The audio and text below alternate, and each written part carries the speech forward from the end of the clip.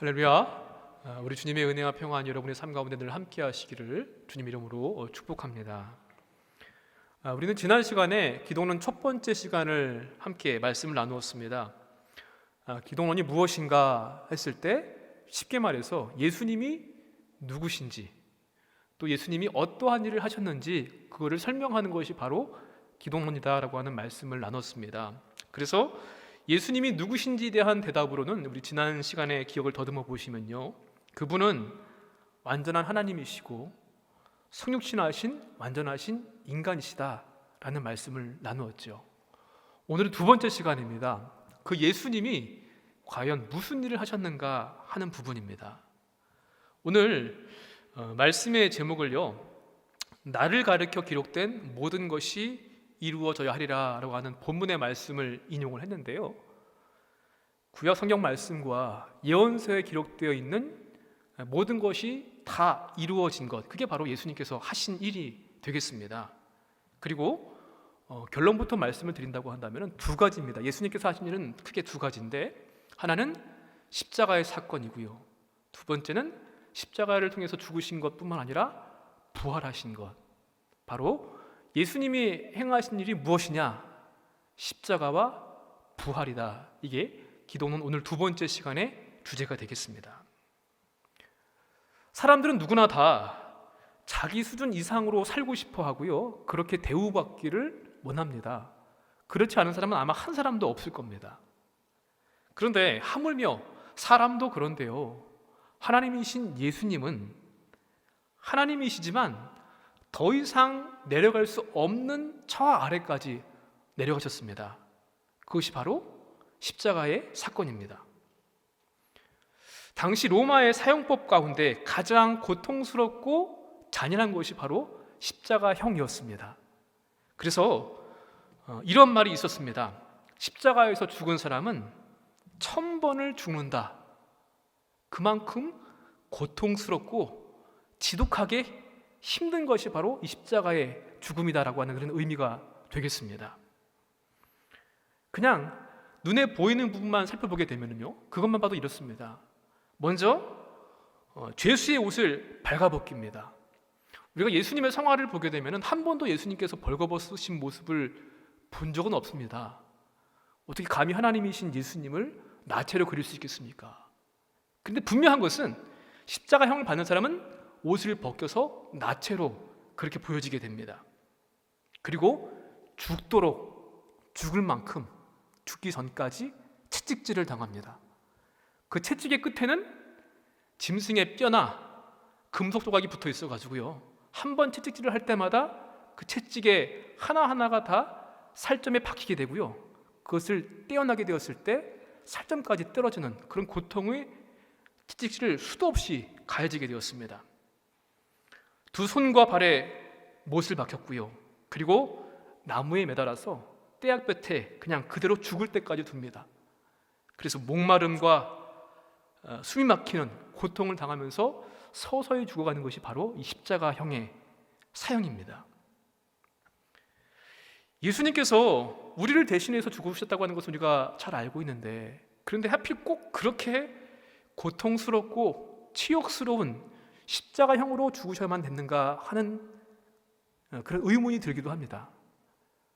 다른 죽음도 많지 않습니까? 그냥 한 번에 죽을 수 있는 것, 그러면 조금 덜 죄송하긴 할 텐데, 근데 왜 꼭 그렇게 잔인하고 고통스러운 십자가형에서 죽으셔야만 했을까? 그것을 한번 살펴보려고 하는데요, 예수님의 십자가는요, 예수 그리스도의 자발적인 희생과 죽음입니다.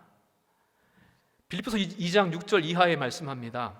그는 근본 하나님의 본체시나 하나님과 동등됨을 취할 것으로 여기지 아니하시고 오히려 자기를 비워 종의 형태를 가지셨고요, 자기를 낮추시고 죽기까지 복종하셨다고 했습니다. 또 요한복음 10장 17절 이하에 말씀합니다. 내가 내 목숨을 버리는 것은 그것을 내가 다시 얻기 위함이니 이를 내게서 빼앗는 자가 있는 것이 아니라 내가 스스로 버리노라. 예수님은 스스로 당신의 목숨을 십자가에서 죽게 내버려 두셨고요, 그리로 달려가셨습니다.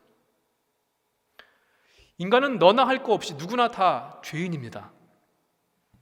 죄라고 하는 것은 우리가 흔히 생각하기를 미워하고 살인하고 거짓, 분쟁, 또 악덕, 살인 이런 것 같은 범법죄를 생각하기 쉬운데요, 그것은 물론이고요, 또 보다 근본적인 죄에 대한 정의는 하나님을 거역하고 반역하는 것입니다. 하나님을 거역하고 반역하는 그 죄에서 파생된 것들이 이러한 범법적인 죄의 모습들입니다. 그런데 그 죄의 싹은 사망이기 때문에 인간은 누구나 다 죽을 수밖에 없습니다. 예수님은 힘이 없으셔서, 능력이 없으시기 때문에 십자가의 모진 고통을 당하신 것이 아니라 하늘과 땅의 모든 권세를 가지신 하나님이시지만 기꺼이 자원해서 마치 무기력한 사람처럼 그렇게 십자가에서 죽으신 것입니다. 그래서 십자가의 죽음은 성육신하신 것과 더불어서 하나님이 하나님으로서 당연히 누리셔야 할 모든 특권과 권리를 포기하신 사건입니다. 그게 바로 십자가 사건입니다. 두 번째로는요, 그 십자가는 어떠한 의미가 있는가 하면은요, 예수님을 통해서 나타나신 하나님의, 우리를 향하신 그 하나님의 사랑의 최고봉이 바로 십자가입니다. 우리가 잘 알고 있는 요한복음 3장 16절의 말씀입니다. 하나님이 세상을 어떻게 사랑하신다고요? 이처럼 사랑하사. 이처럼이 어떤 겁니까? 독생자를 주시는 것처럼 주시기까지 사랑하신 그 사랑입니다. 내가 너를 이만큼 사랑한다 라고 하시면서 당신의 사랑을 입증하시기 위해서 자신의 최고를 내려놓으신 사건이 바로 십자가에 못 박혀 죽으신 사건입니다. 그래서 십자가를 볼 때마다 하나님께서 나를 향하신 그 사랑이 얼마나 지극하고 크신 것인가 하는 것을 우리는 깨달아야만 합니다. 그것을 말해주는 것이 십자가입니다. 그 사랑 자체가 바로 예수님의 십자가이신 것입니다. 세 번째로는요, 십자가는 하나님의 공의와 사랑의 완성입니다. 로마서 6장 23절에 말씀합니다. 죄의 싹은 사망이요 하나님의 은사는 그리스도 예수 우리 주 안에 있는 영생이니라. 아멘. 사망이라는 것하고 영생이라는 것이 서로 대조적입니다.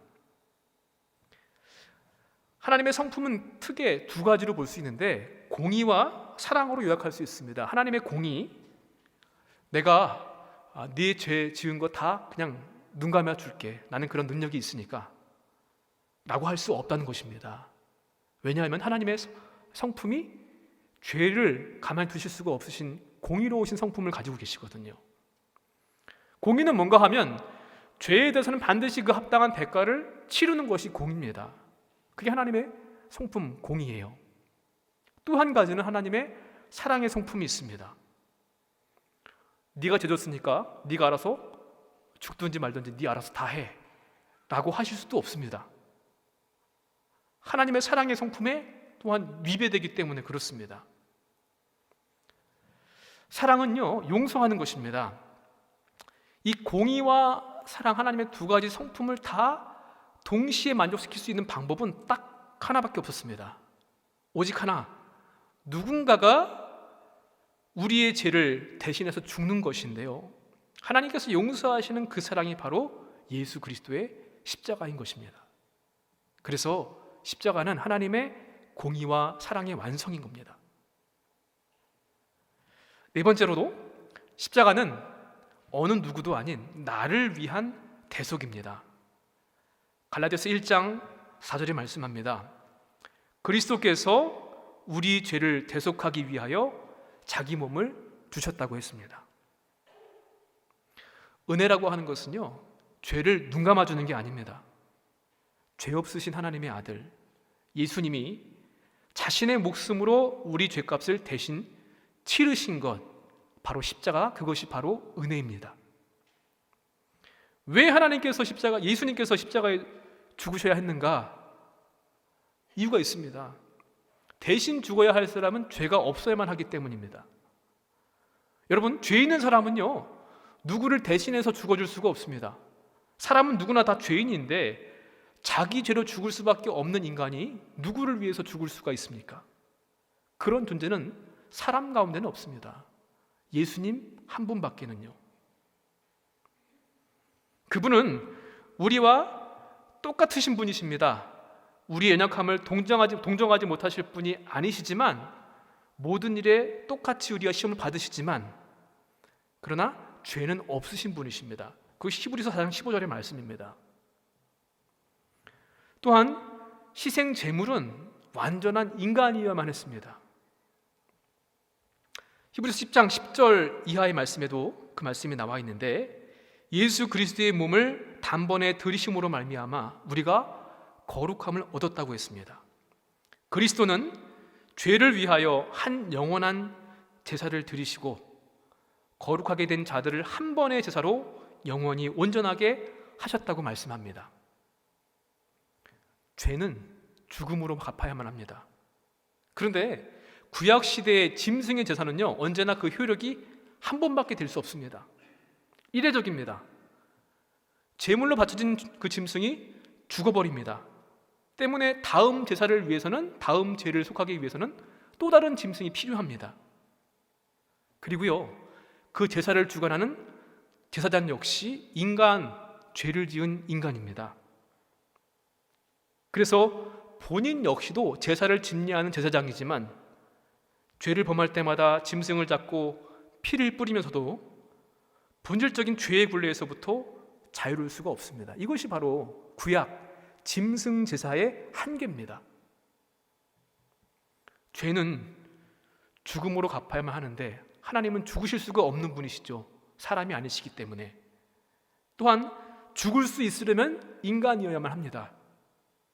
그래서 죄 없는 하나님의 아들이 인간의 육체를 입고 완전한 인간이 되셔서 죽으신 것, 참 하나님이시고 참 인간이신 예수님께서 십자가에서 제물로 죽으심으로 말미암아 죽음의 권세를 깨트리시고 한 번의 제사로 다시는 제사가 필요 없는 완전한 제사를 이루신 것입니다.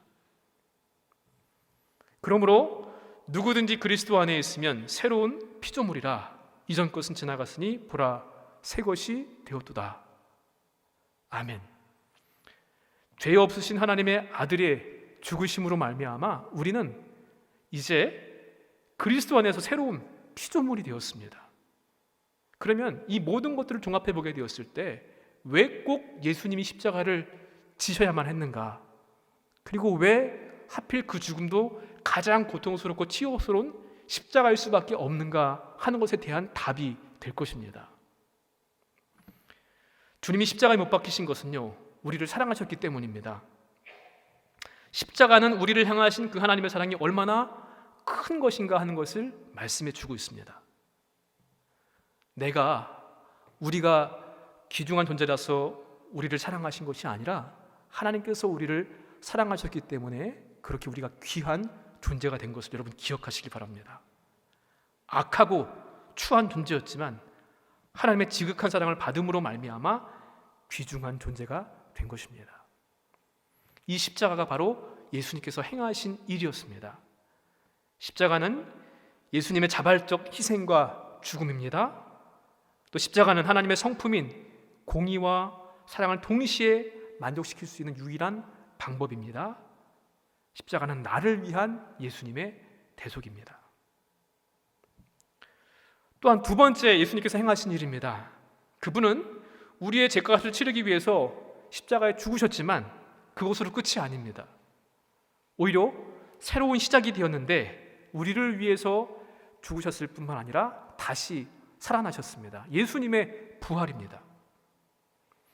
그런데 여러분, 우리가 살고 있는 이 시대가 과학 정보화 시대다 보니까는요, 첨단을 달리고 있습니다.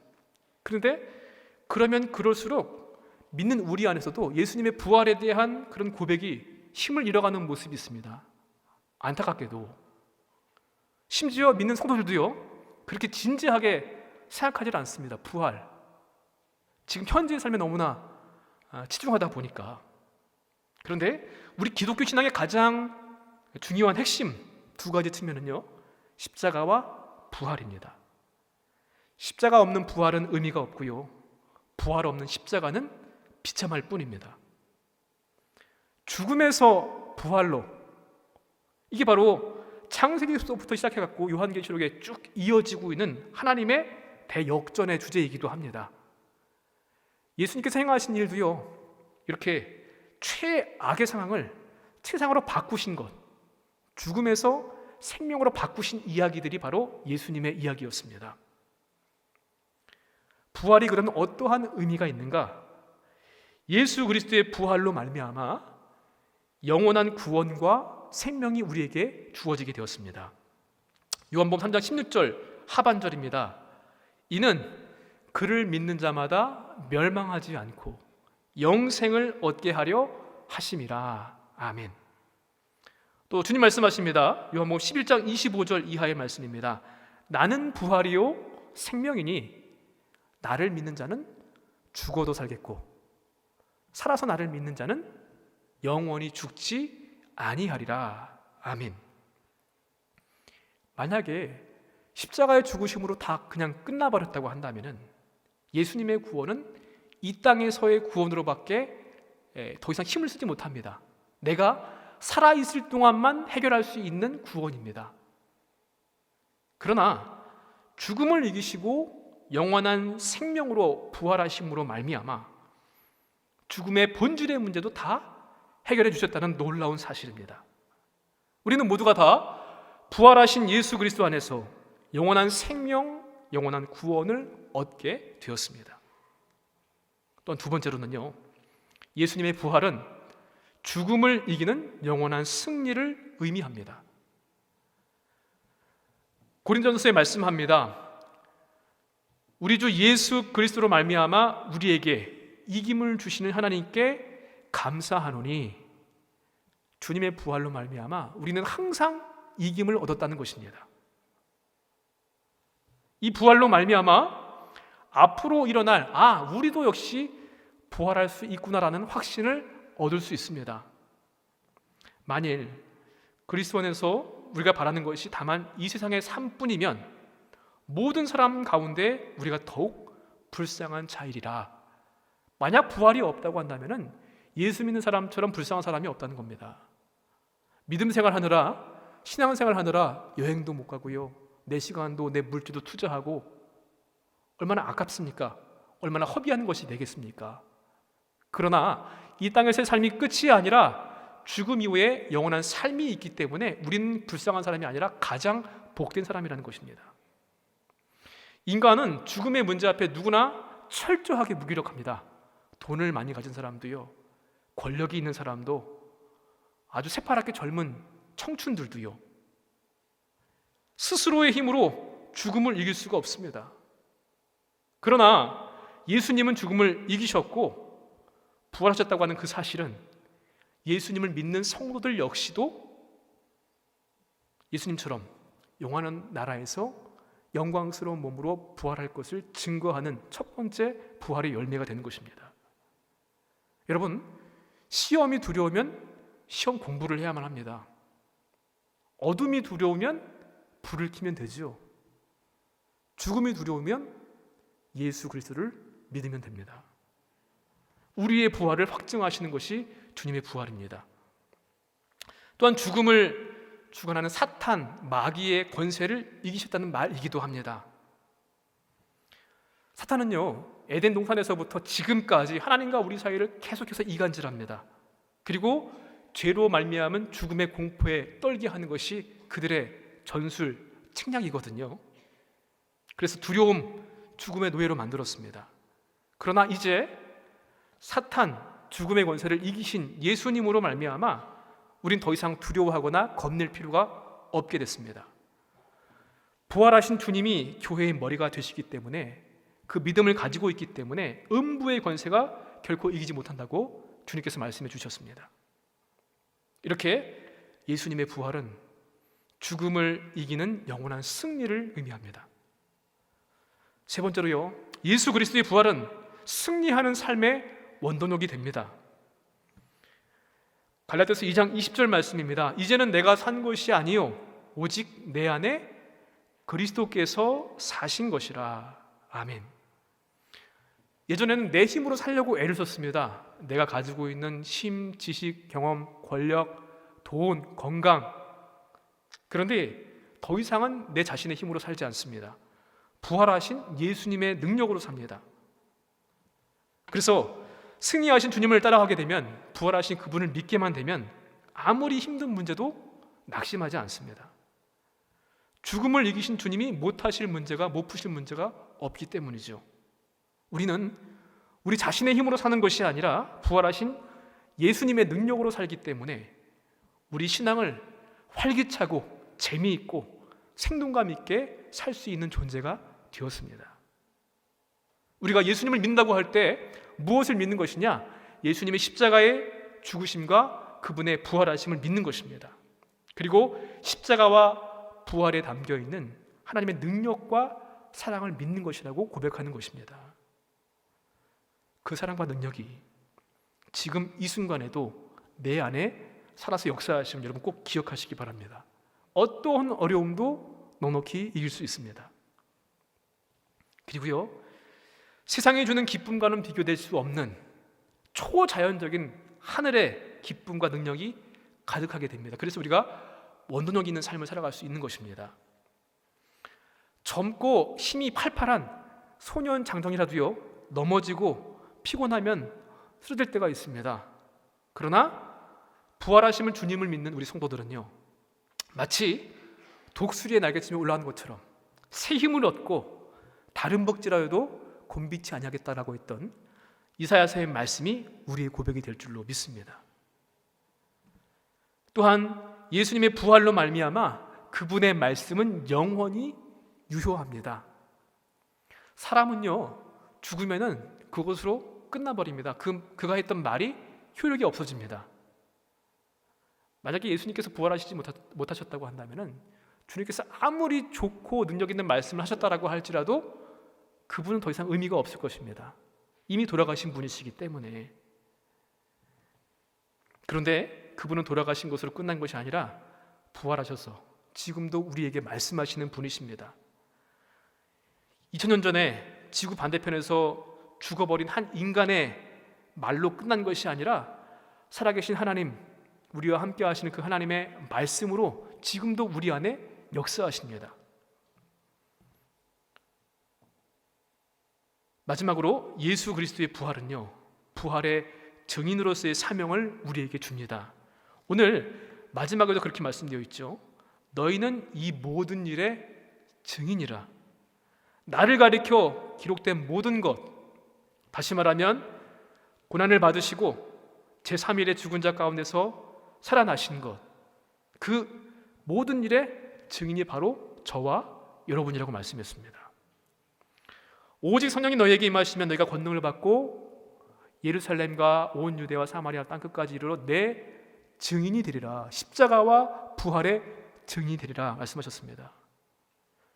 예수님의 부활이 없었다고 한다면 기독교는 없을 것이고요, 교회도 없을 것이고 저와 여러분 같은 그리스도인도 없을 것입니다.